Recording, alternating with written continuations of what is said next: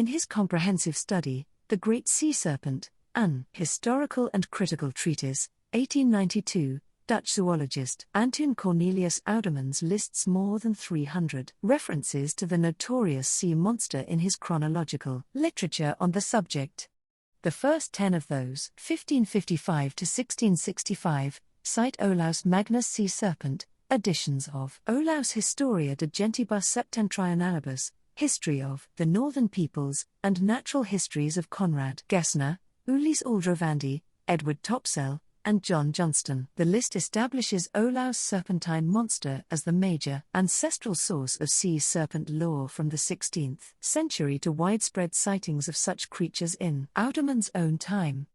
It is the basis for illustration and discussion of the creature in marine studies and popular fantasy up to the present, 500 years after Olaus created it.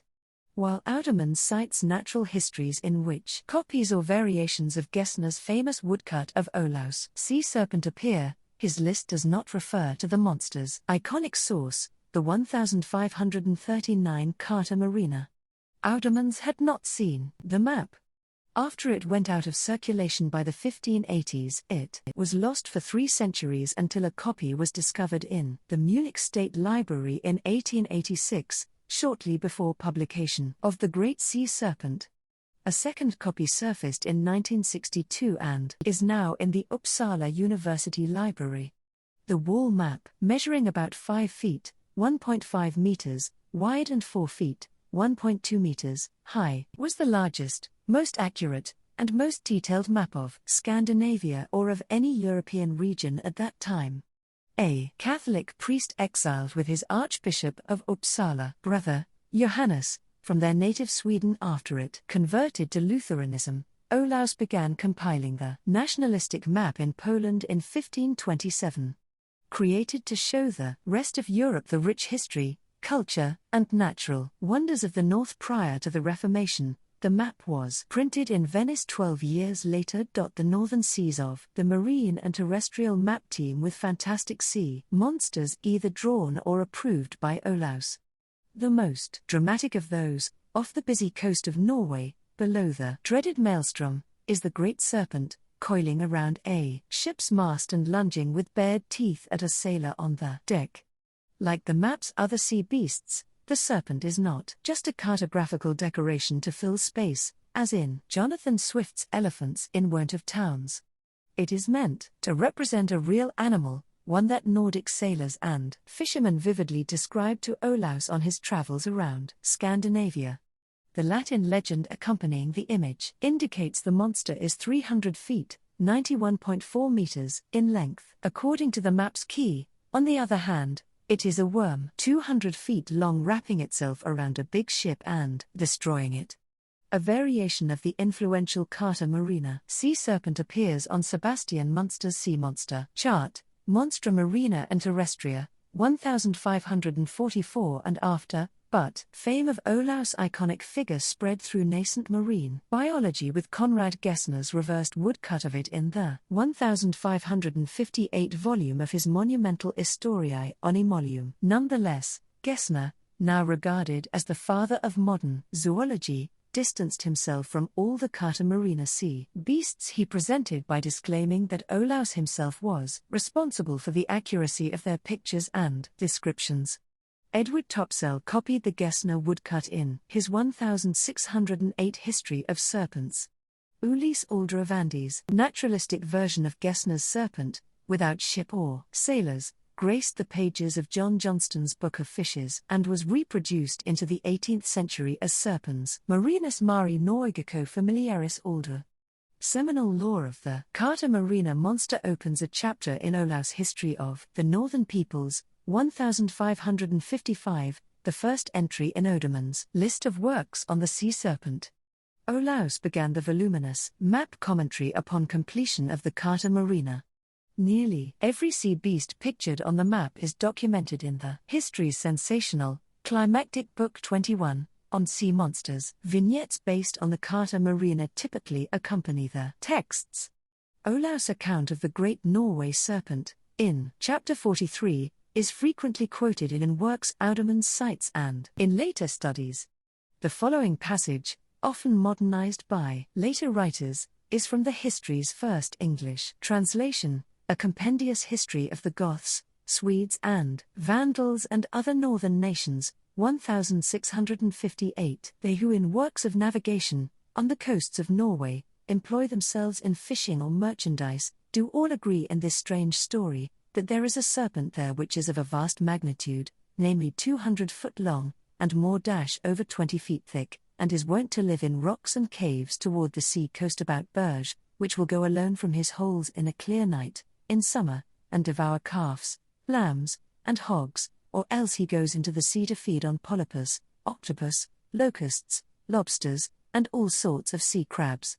He hath commonly hair hanging from his neck a cubit long, and sharp scales, and is black, and he hath flaming shining eyes. This snake disquiets the shippers, and he puts up his head on high like a pillar, and catcheth away men, and he devours them, and this happeneth not, but it signifies some wonderful change of the kingdom near at hand, namely that the princes shall die, or be banished, or some tumultuous wars shall presently follow. Olaus proceeds to describe another sea serpent, one sighted near the town called Moose in 1522. That beast lifts himself high above the waters and rules himself round like a sphere. Scandinavians believed that its appearance presaged the banishment of King Christian II and subsequent political upheaval in the northern countries. Dutch fishmonger Adrian Conan, following the history and heavily influenced by Gesner, illustrated and described both sea serpents in his private manuscript, the Whale Book, 1585, much of which has only recently been printed in facsimile. Scholiast Olaus continues his chapter with discussion of classical and medieval writings on terrestrial snakes and marine serpents. Olaus' account of the sea largely accepted into the early 17th century, is challenged a century later by Eric Pontoppidan, Bishop of Bergen. Pontoppidan devotes chapter 8 of the second volume, 1753, of his Natural History of Norway to reports of sea monsters and other strange animals of the deep. Initially skeptical of sea serpent tales, the bishop was ultimately convinced of their existence by full and sufficient evidence from creditable and experienced fishermen and sailors in Norway, who can testify that they have annually seen them. While he respectfully cites Olaus' history in earlier pages of his volumes, his assessment of the book's credibility when it comes to sea monsters is a different matter.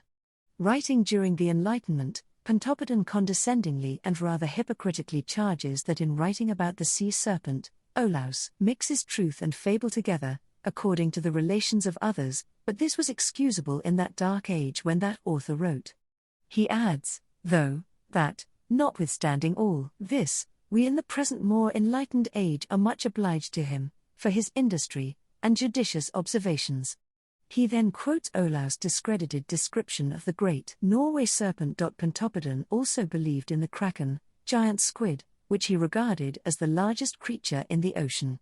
He calls Olaus' credulous account of an immense whale mistaken for an island a notoriously fabulous and ridiculous romance, even though he himself describes the kraken's eating habits in terms of medieval bestiaries. Allegorical whale, Satan, whose sweet breath draws small fish, sinners, into its mouth. The Bishop of Bergen's own authority was fading by the time Sir Walter Scott mistakenly conflates him with Olaus Magnus, whose nominal title of Archbishop of Uppsala passed on to him after Johannes' death. In Note 6 of The Pirate, 1821, Scott writes, "The wondrous tales told by Pontoppidan, the Archbishop of Uppsala, still find believers in the northern archipelago. It is in vain, they are cancelled in the later editions of Guthrie's Grammar, of which instructive work they used to form the chapter far most attractive to juvenile readers." What Scott is referring to here is William Guthrie's Norway chapter in A New Geographical, Historical and Commercial Grammar and Present State of the Several Kingdoms of the World, published in multiple editions following the death of the author in 1770. Guthrie extols the wonderful animals which, according to some modern accounts, inhabit the Norwegian seas. Among those creatures is the sea snake, one of the most remarkable and perhaps the best attested. Bishop Hans Egedé's famous 1734 encounter with a large and frightful sea monster and other sightings qualify as modern. Olaus' fabled 16th-century monster does not. It goes without mention. Scott concludes his note by debunking the sea serpent story of a respected mariner he knew. The sighted beast, 100 feet, 30.4 meters, in length, with the wild mane and fiery eyes which old writers ascribed to the monster, was most likely a good Norway log in the misty waters.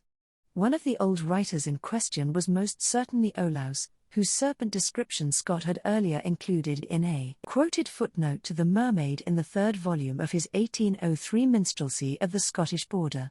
In later editions of his collection, Scott added, "A sort of sea snake immense enough to have given rise to this tradition, was thrown ashore upon one of the Orkney Isles in 1808.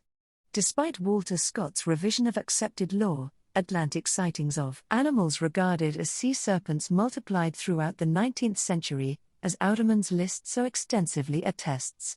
The most notable scientific attempt to identify actual marine animals with a sea serpent was Henry Lee's now classic Sea Monsters Unmasked, 1883, produced in association with the International Fisheries Exhibition in London. By that time, Pontoppidan's veracity had diminished even more than it had in Scott's day. In introducing the Scottish historians of the sea serpent, Lee writes, "Here, I suppose, I ought to indulge in the usual flippant sneer at Bishop Pontoppidan. He nonetheless regards 19th-century scholarly scorn for the prelate as undeserved because Pontoppidan recorded only recent reports of the creature after centuries of accounts." Lee then quotes Olaus' recounting of the two Norway serpents. He acknowledges that the history is full of wild improbabilities and odd superstitions because it was written in a medieval age, but he found it to be most amusing and interesting and praises it for its wonderful insight of the habits and customs of the northern nations in his day. Given his zoological approach, Lee concludes that Olaus' serpent was actually based on tales of gigantic calamari. Writing shortly after publication of Sea Monsters Unmasked, Audemann's rebuts Lee's identification of Olaus' serpent. The Dutch author concedes that Olaus' description of the monster devouring livestock on the coast of Bergen was fabulous.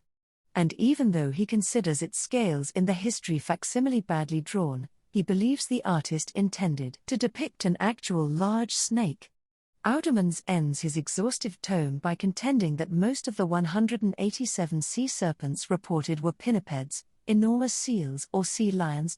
Audemans' identification of marine animals mistaken for sea serpents is only one of an extensive list that includes whales, squid, sharks, porpoises, eels, and oarfish. As Audemans' serpents recede farther and farther from scientific inquiry into cryptozoology's search for hidden animals, the tradition initiated largely by Olaus' sea serpent on the Carta Marina continues, right up to our time. Within a single week in October 2013, the discovery of two dead oarfish on the California coast spread throughout the global media. Reports hailed the rarely seen deep-water fish as sea serpents, their species likely responsible for legendary sightings throughout history. Articles and bloggers speculating on what drove the 14 to 18-foot, 4.2 to 5.4 meters long animals to shore cited folkloric portents of earthquakes and tsunamis. Growing to about 26 feet, giant oarfish with red crests are the longest of bony fish.